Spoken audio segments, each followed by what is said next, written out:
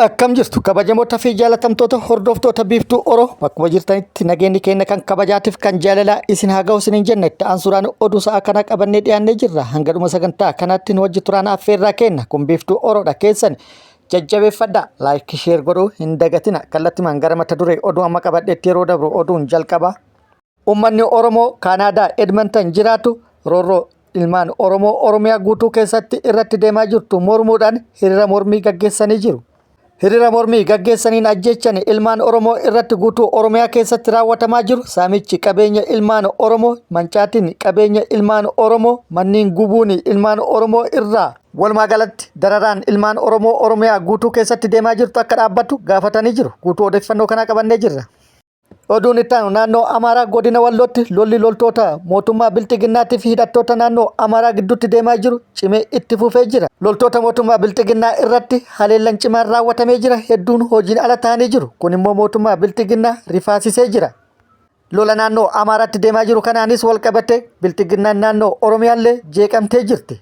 Mootummaan Bilxiginnaa lolicha gaggeessaa kan jiran TPLF fi loltoota Eertiraati. Ajajoota fi loltoota isaanii booji'ee jira. Ragaan kana jedhee jira. Dhugamoo soba wanti jedhu immoo waan dirreen sun adda baaftudha. Gabaabamatti kiiloon 4 hollattee jirti. Oduu olmaa Oromiyaatti lolli Oromiyaa bakkoota garaagaraatti loltoota mootummaa Bilxiginnaatiif waraana bilisummaa Oromoo gidduutti deemaa jiru akkuma itti fufeetti jira. Waraanni bilisummaa Oromoo tibbana hanga funyaan Finfinneetitti fullaa'uudhaan haleellaan inni humnoota mootummaa irratti raawwataa jiru. Mootummaa Bilxiginnaa yaaddessuun beekamee jira. Kun akkuma jirutti ta'e arras waraanni bilisummaa Oromoo bakkoota garaagaraatti haleellaa raawwatee jira. Haleellaa raawwateenis injifannoo argadhee jiree jira. Dabalata odeeffannoo kana qabna. Oduu kanneenii fi kan biroo wajjin guutuu oduu wajjin isin wajjin kan turu ani Bariisoo Ganamooti. Guutuun oduu Uummanni Oromoo Kaanaadaa Edmonton jiraatu roorroo ilmaan Oromoo irratti Oromiyaa guutuu keessatti gaggeeffamaa jiru mormuudhaan hiriira mormii gaggeessanii jiru. Mootummaan Bilxiginnaa Oromiyaa keessatti ilmaan Oromoo badii tokko malee qe'ee isaaniitti maqaa garaagaraa irratti maxxansuun badii garaagaraa irratti raawwataa jira. Dararaa garaagaraa irratti dhaqqabsiisaa jira. Qabeenya isaanii saamaa kaan mancaasaa jireenya dhooggaa jira. Badii tokko malee mana hidhaatti jilmaadhaan guuree ilmaan Oromoo mana hidhaa keessatti dararaa garaagaraa irratti raawwataa jira. Erga mana hidhaatti dararaa garaagaraa irratti raawwateen booda ajjeesee baasee gatee reeffa isallee awwaala dhoggee waraabessa nyaachisaa jira. Waraana bilisummaa Oromoo waliin hariiroo qabda. Waraana bilisummaa Oromoo gargaarta jechuudhaan nama dhimma siyaasaa irraa hubannoo tokkollee hin qabne maqaa shanee jedhu itti maxxansuudhaan badii tokko malee lubbuu isaa galaafataa jira. Humnoonni mootummaa maraatan Oromollee osoo hin hafin lubbuu galaafataa jiru. Gama biraatiin immoo mootummaan humna finxaaleeyyii ijaaree hanga funyaanii hidhachiisee daangaa Oromiyaa ceesisee uummata irratti haleellaa raawwachiisuun duguggaa sanyii raawwachiisaa jira. Kun immoo oolee bubbulee jira. Keessattuu uummata Wallaggaa irratti kan raawwatamaa ture. Kaaba Shawaa Bahaa fi akkasumas Baha Oromiyaatti hidhattoota naannolee biroo hanga funyaanii hidhachiisuun uummata irratti bobbaasuun uummata harka qullaa jiru irratti haleellaa raawwachiisuun badii guddaa uummata Oromoo irratti raawwachiisee jira. Lafa Oromiyaa kutuun naannolee biroo jala galchaa jira. Lafa Oromiyaa saamsisaa jira. Daangaan Oromiyaa saamamaa jira. Mootummaan Itoophiyaa badii hangana baay'atu kanaa fi dararaa hangana baay'atu kana uummata Oromoo irraa akka dhaabu gaafanna. Saamichi lafaa fi daangaa Oromiyaa irratti raawwatamu haa dhaabbatu. Garee garaagaraa ijaaranii hanga funyaanii hidhachiisuun uummata Oromoo irratti duulchisuun haa dhaabbatu. Ajjechaan guutuu Oromiyaa keessatti Oromoo irratti raawwatamaa jiru uummata keenyarraa haa dhaabbatu. Saamichi qabeenya uummata keenya irratti raawwatamu gubaan manneen uummata keenyaa irratti raawwatamu haa dhaabbatu.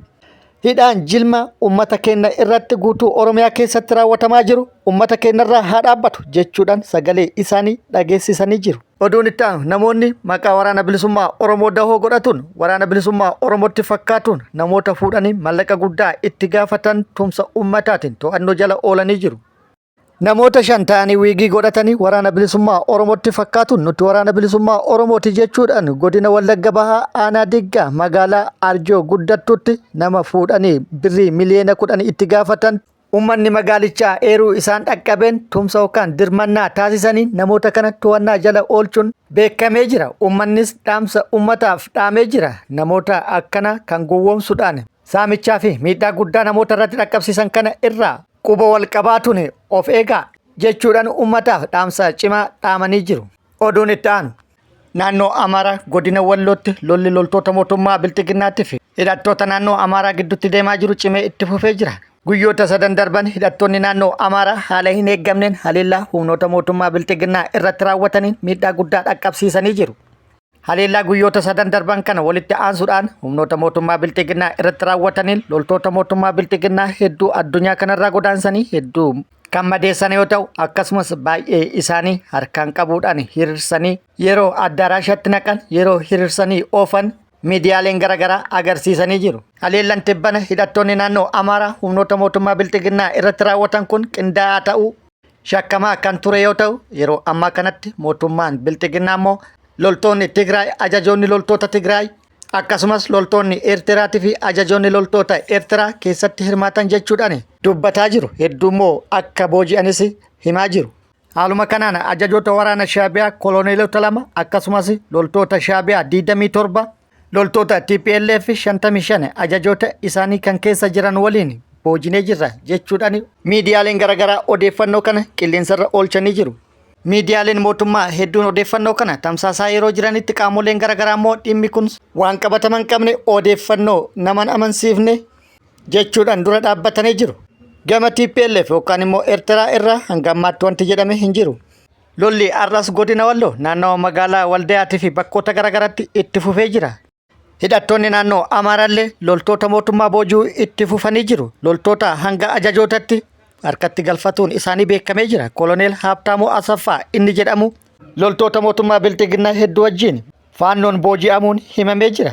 Lola cimee deemaa jiru kanaan wal qabatee ajajoonni waraana mootummaa Bilxiginnaa wal shakkuudhaan tarkaanfii walirratti fudhatus kan jalqaban akka ta'e dhagahamee jira.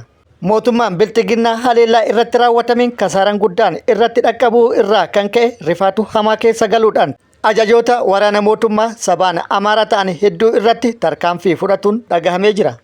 Ajajoota raayyaa ittisa biyyaa sabaan Amaaraa ta'an hedduu irratti tarkaanfii fudhatuun kararraa qabanii jiru jedhame. Mootummaan Bilxiginnaa lola cimee itti fufe kanaan rifaatu hamaa keessa galuun waan qabee gadi dhiisu wallaalee jedhamee jira. Humna waraanaa guddaa Eertiraa irratti duulchisuuf kallattii Affaariin gara kaabaa fe'ee deebisee gara naannoo Amaaraatti fe'aa jira jedhamee jira. Kun akkuma jirutti ta'e loltoonni mootummaa Bilxiginnaa kan sabaan Amaaraa ta'anii fi kan biroollee lolatti yookaan lola fedhii kan hin qabne akka ta'e beekamee jira. Kanarraa kan ka'e hedduun isaanii lola dhiisuudhaan harka kennataa jiru jedhamee jira. Faannoonis loltoota harka kennatan kana duraan dararaa turan waan hin taanee fi akka hin taane isaan irratti hojjetaa turan miilana garuu wanti akkasanii mul'ataa hin jiru. Keessattuu hidhattoonni naannoo Amaaraa kun ilmaan Oromoo ijaan arguu kan hin feene ilmaan Oromoo carraa argatan hundatti gargaaramuun tarkaanfii irratti fudhataa kan turan yoo ta'u tibbana garuu wanti akkasii yoo maggaarajaa duubatti ta'e malee ifatti kan mul'atu hin agarre. Mootummaan Bilxiginnaa humna lafootiin miidhaan guddaan irratti dhaqqabee jira. Humna qilleensaatiin immoo keessattuu halkan edaa bakkoota garaagaraatti haleellaa akka raawwate beeksisee jira. Haleellaa raawwateenis hidhattoota naannoo Amaaraa irratti miidhaa guddaa dhaqqabsiisuun hedduu magaalota isaan qabatan keessaa yaasee jedhee jira. Ta'ullee muddamsuun hamaan kiiloo 4tti uumamee jira. Muummichi ministeera Itoophiyaa Abiy Ahmad fonqolchis narratti raawwatuu danda'a jechuudhaan shakkiidhaan guutamuun isaa dhagahamee jira. Kanarraa kan ka'e ajajoota waraana mootummaa sabaan Amaaraa ta'an magaalaa Finfinnee kan jiran hordoffiin cimaan taasifamaa kan jiru akka ta'e akkasumas aangaa'onni mootummaa kamiyyuu gara biyya alaa imaluu akka hin dandeenye kan daangessee fi ministeeronni ambaasaadarootaa fi kaabinoonni kamiyyuu gara biyya alaa akka hin deemne dhorgee jira. Bilxiginnaan naannoo Oromiyaallee muddamsuu hamaa keessa galtee jirti. Lolli waan naannoo Amaaraatti dhaabatu miti gara keenya dhufaa jira. Lolli kun immoo akka cimuu fi loltoota mootummaa irratti miidhaa guddaa akka dhaqqabsiisu kan taasisan ajajoota waraanaa sabaan Amaaraa ta'anii fi akkasumas aangaa'ota naannoo Amaaraatti haala mijeessaa jira jechuudhaan quban aangaa'ota naannoo Amaaraatti qabanii jiru. Walumaa galatti raafamni hamaan to'annoo isaaniitiin ala ta'aa jiru gola piippiitti uumamee jira. Waraanni bilisummaa Oromoollee haleellaa Oromiyaa guutuu keessatti waraana mootummaa Bilxiginnaa irratti raawwataa jiru cimsee itti fufee jira. Tibbana giddugala Oromiyaatti funyaan Finfinnee jalatti siquudhaan haleellaan raawwataa jiru piippii kan muddamsiise ta'ulleen beekamee jira. Waraanni bilisummaa Oromoo keessattuu tibbana guyyoota dabran kana fufteedhaan giddugala Oromiyaatti haleellaa raawwataa jiruun moorota waraana mootummaa hedduu hojiin ala taasisee jira. Piippiin immoo haleellaa warri kaabaa nurratti raawwatu caalaa kan nu yaaddessu kan giddugalaa kana jechuudhaan yaaddoo qabanis ibsatanii jiru. Kun akkuma jirutti ta'e waraanni bilisummaa Oromoo zoonii giddugala Oromiyaa bakkoota garaagaraatti haleellaa loltoota mootummaa Biltiginnaa irratti raawwataa jiru har'as itti fufuudhaan haleellaa irratti raawwatu beeksisee jira. Haleellaa irratti raawwateenis miidhaa guddaa dhaqqabsiisuun injifannoo argadhe jedhee jira. Haaluma kanaan waraanni bilisummaa Oromoo zoonii giddugala Oromiyaa lixa shaggar bakkoota garaagaraatti haleellaa humnoota mootummaa Biltiginnaa irratti raawwadhe jedhee jira. Haleellaa humnoota mootummaa Biltiginnaa irratti bakkoota garaagaraatti raawwateen miidhaa guddaa loltoota mootummaa Biltiginnaa irratti dhaqqabsiisuun hedduu hojiin ala taasise jedhee jira. Haleellaa lixa shaggar aanaa Ada'aa Bargaa ganda Odaa Dhalootaa jedhamutti humnoota mootummaa Biltiginnaa irratti raawwateen humnoota mootummaa Biltiginnaa hedduu addunyaa kanarraa godaansisee hedduu madoodhaan adabee meeshaalee waraanaa hedduus irraa hiikkadhe jedhee jira. Haleellaa aanaa Ada'aa Bargaa ganda Odaa Dhalootaatti humnoota mootummaa Biltiginnaa irratti raawwateen humnoota mootummaa Biltiginnaa 23 battalumatti addunyaa kanarraa yoo godaansisu 17 immoo madoodhaan adabe jedhee jira. Haleellaa raawwate kanaan meeshaalee waraanaa hedduu gosa garaagaraa irraa hiikkatu beeksisee jira. BKM'n tokko Snapparri 2 AKM'n baay'eedha jedhamee jira.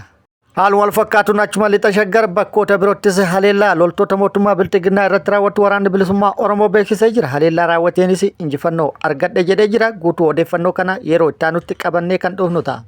Waraanni bilisummaa Oromoo zoonii kibba Oromiyaa bakkoota garaagaraatti haleellaa raawwatuu fi injifannoo argatu beeksisee jira. Kibba Oromiyaa godina Boorana Bahaa aanaa Gooroo Doolatti haleellaa humnoota mootummaa Biltiginnaa irratti raawwateen miidhaa dhaqqabsiisuu fi injifannoo argatu beeksisee jira.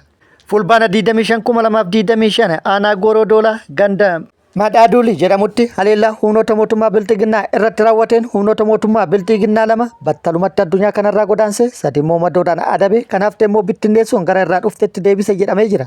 Waraanni bilisummaa Oromoo haleellaa isaa aanaa Gumii Eldollottis haleellaa humnoota mootummaa irratti raawwateen injifannoo argadhe jedhee jira. Aanaa Gumii Eldolloo ganda Boobaa iddoo addaa Alloo Bubbiftuu jedhamutti haleellaa humnoota mootummaa Biltiginnaa irratti raawwateen hedduu addunyaa kanarraa godaanse hedduu madeessuun injifannoo irratti argadhe jedhee jira. Haleellaa bakka kanatti raawwateen loltoota mootummaa Biltiginnaa irraa meeshaalee waraanaa hedduu irraa hiikkatu odeeffannoon nu ga'e ibsee jira. Bakkoota lolli itti gaggeeffame wal qabatee gama mootummaati odeeffannoo jiru argachuuf yaallee turre argachuu hin dandeenye wanti jedhame hin jiru. Ta'ullee gama mootummaati mootummaan lola bakkoota garaagaraatti deemaa jiru kana dura dhaabbatuudhaaf humna isaa guddaa kallattii garaagaraatiin bobbaasee jira. Bakkoota garaagaraattis humna farra riphee lolaa bobbaasuudhaan halkanii guyyaa tarkaanfii fudhatuuf duula bal'aa gaggeessaa jiraachuu mootummaan beeksisee jira. Haaluma kanaan Oromiyaa bakkoota garaagaraatti oopereeshiniin bal'aan gaggeeffamaa jira jedhamee jira. Oopereeshinii gaggeessaa jiruunis mootummaan milkaa'aa kan jiru ta'uu beeksisee jira. Kabajamoota fi jaalatamtoota hordoftoota biiftuu Oroo oduu namaaf qabadde kana hanga ammaa kana guutuu oduu wajjin isin wajjin kan ture ani Bariisoo Ganamooti. Hanga yeroo itti aanutti deebinee wal agarrutti nageenyi Rabbi isiniif haa baay'atu. Nagatti nu turaan immoo hawwii kennaa nagatti nu tura.